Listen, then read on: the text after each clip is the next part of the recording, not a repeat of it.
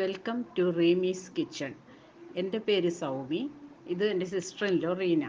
ഞങ്ങളുടെ പുതിയ യൂട്യൂബ് ചാനലിൽ ഞങ്ങൾ പരിചയപ്പെടുത്തുന്നത് വിവിധ തരം ഡിഷുകളാണ്. അതിൻ്റെ കൂടെ തന്നെ കുറച്ച് ഹെൽത്തി ഫുഡും എങ്ങനെ പ്രിപ്പയർ ചെയ്യാം എന്ന് ഞങ്ങൾ പരിചയപ്പെടുത്തുന്നുണ്ട്. എണ്ണയില്ലാതെയും എണ്ണ കുറച്ചുകൊണ്ടും എങ്ങനെ പാചകം ചെയ്യാം, ഹാർട്ട് പേഷ്യൻസ്, ഡയബറ്റിക് പേഷ്യൻസ് അങ്ങനെയുള്ളവർക്കും കഴിക്കാവുന്ന ഡിഷുകൾ ഞങ്ങൾ പരിചയപ്പെടുത്തുന്നുണ്ട്.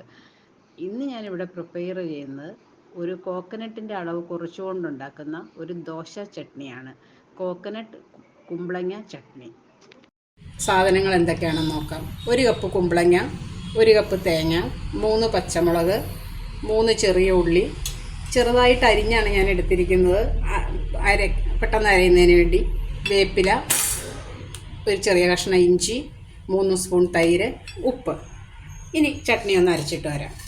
കുമ്പളങ്ങ, തേങ്ങ, പച്ചമുളക്, ഇഞ്ചി, വേപ്പില ഇത് മാത്രം ആദ്യം മിക്സിയിലിട്ടൊന്ന് നല്ലവണ്ണം ക്രഷ് ചെയ്തതിന് ശേഷം ആവശ്യത്തിന് വെള്ളം ചേർത്ത് ഒന്നുകൂടി അരയ്ക്കാം. തേങ്ങയും കുമ്പളങ്ങയും പച്ചമുളക് ഇഞ്ചിയും മിക്സിയിലിട്ട് ക്രഷ് ചെയ്തതാണ്. കുമ്പളങ്ങയിൽ ആവശ്യത്തിന് വെള്ളം ഉള്ളതുകൊണ്ട് ഇത് പാകത്തിന് കട്ടകളൊന്നും ഇല്ലാതെ അരഞ്ഞു കിട്ടും. ഇനി ഇതിൽ ഉള്ളിയും തൈരും ഉപ്പും ചേർത്ത് പാകത്തിന് വെള്ളവും ചേർത്ത് വീണ്ടും ഇത് അരയ്ക്കണം. 2 സ്പൂൺ തൈരാണ് ഞാനിവിടെ ചേർക്കുന്നത്. നേരിയ ഒരു പുളി മതി. ഒരു 3 ചെറിയ ഉള്ളിയും. ചെറിയ ഉള്ളി അവസാനം ചേർക്കുന്നത് എന്തിനാണെന്ന് വെച്ചാൽ അത് കൂടുതൽ നേരം ഉള്ളി അരഞ്ഞു കഴിഞ്ഞാൽ അതിനൊരു ടേസ്റ്റ് മാറ്റം ഉണ്ടാവും ഈ ചട്നിക്ക്. അതുകൊണ്ടാണ് ഉള്ളി ലാസ്റ്റ് ചേർത്ത് അരയ്ക്കുന്നത്. ഒന്ന് അരച്ചിട്ട് വരാം. കുമ്പളങ്ങ ഡയബറ്റിക് പേഷ്യൻസിന് ജ്യൂസ് അടിച്ച് കുടിക്കാനും എല്ലാം രാവിലെ സമയത്ത് വെറും വയറ്റിൽ കുടിക്കുന്ന ഒരു വെജിറ്റബിളാണ്. അതുകൊണ്ട് അത് ചട്നിയുടെ കൂടെ ആഡ് ചെയ്യുമ്പോൾ നമുക്കൊരു വെജിറ്റബിളും അതിൻ്റെ കൂടെ ആഡാവും. കോക്കനട്ടിൻ്റെ ഉപയോഗം കുറയും. അതുകൊണ്ടാണ് ഇതൊരു ഹെൽത്തി ചട്നിയാണെന്ന് പറയുന്നത്.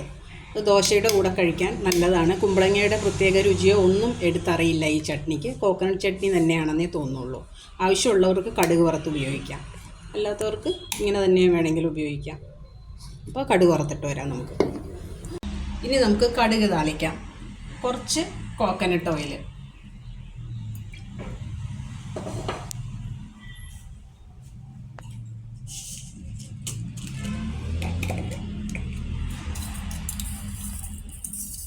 സ്വല്പം കടുക്,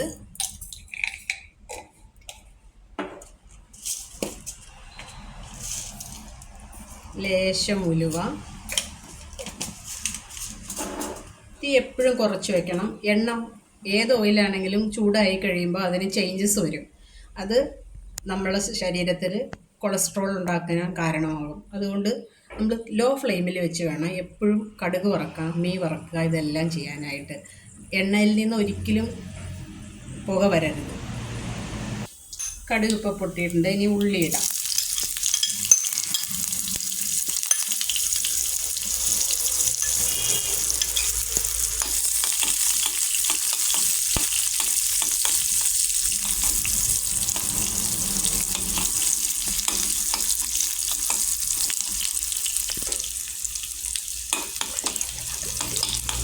മൂന്ന് 4 ചുവന്നുള്ളിയാണ് അരിഞ്ഞെടുത്തിരിക്കുന്നത് കടുക് വറക്കുന്നതിന് വേണ്ടി.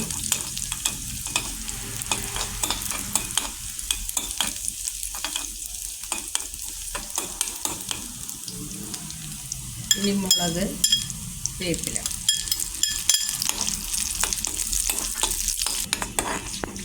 ഉള്ളിയും മുളകും വേപ്പിലയും എല്ലാം മൂത്ത് വന്നിട്ടുണ്ട്. ഇനി നമുക്കിത് ചട്നിയിലോട്ട് പകരാം. കടുക് ചട്നിയിലോട്ട് കടുക് വറവിടാം. വെറൈറ്റി ചട്നിയാണ്. മുതിർന്നവർക്കും കുട്ടികൾക്കും ഒരുപോലെ ഇഷ്ടപ്പെടും. മാത്രമല്ല കുട്ടികളുടെ ഉള്ളിൽ അവരറിയാതെ 1 സ്പൂൺ വെജിറ്റബിൾ. എല്ലാവരും ട്രൈ ചെയ്യുക, അഭിപ്രായങ്ങൾ അറിയിക്കുക. Like, share and subscribe. Thank you.